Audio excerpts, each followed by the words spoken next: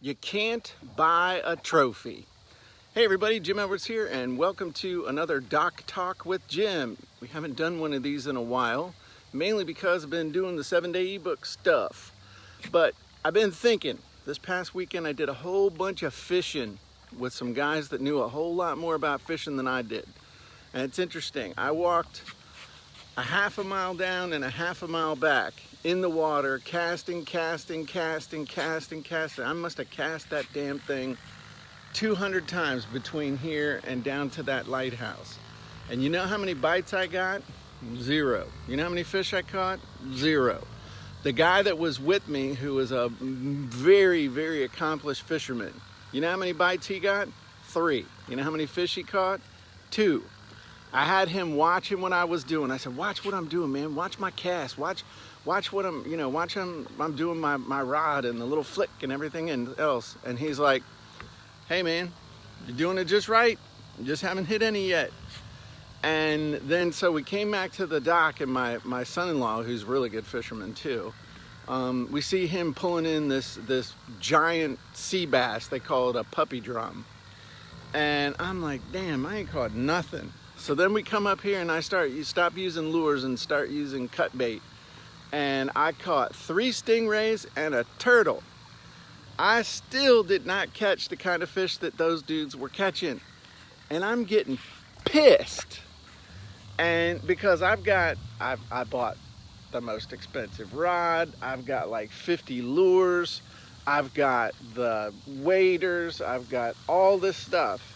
And what I realized is that you can't buy a trophy. At some point you can buy the best computer, the best equipment, the best this, all this other stuff. And just because you have the money doesn't mean you can buy the trophy, because you can't.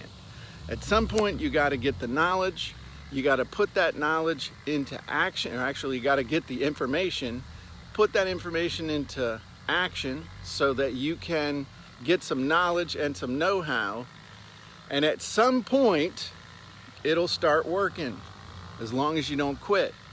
Now I'll be honest, no-see-ums are getting nasty out here. For those of you who don't know, no-see-ums are Southern for gnats.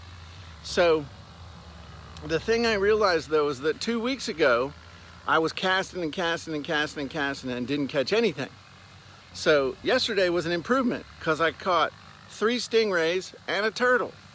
So I'm not giving up, because I realize a couple things. If these dudes can figure it out and they can catch fish, I know I can figure it out and catch fish. I know that I can make this work. It's just going to take a while. But I also need to understand that I can't buy the trophy. Just buying more stuff, buying more equipment, buying all these things isn't going to lead to catching more fish. What's going to lead to catching more fish is learning what to do and how to do it, and then doing it. And the only way to do that is to be bad until I get good, and then to be good to get great.